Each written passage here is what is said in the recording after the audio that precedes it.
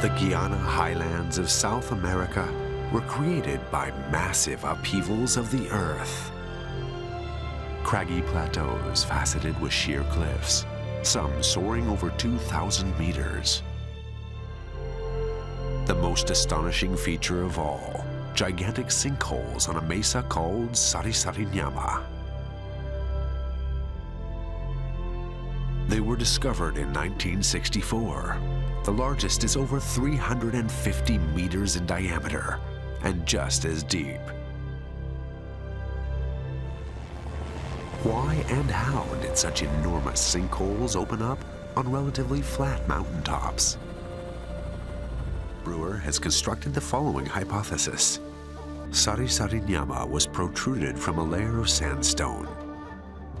When the mountain was lifted up, the force of that event opened many fissures in the bedrock.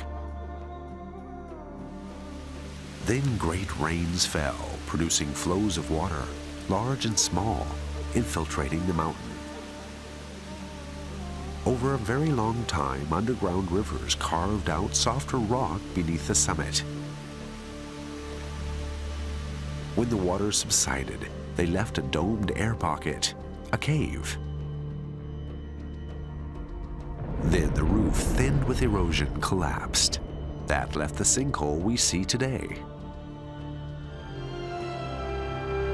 Even now, the underground water conduits of the Table Mountains may be excavating new sinkholes.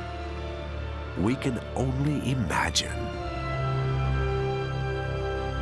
For at this stage of our observations, it is fair to say that we have only glimpsed a fraction of nature's grand design.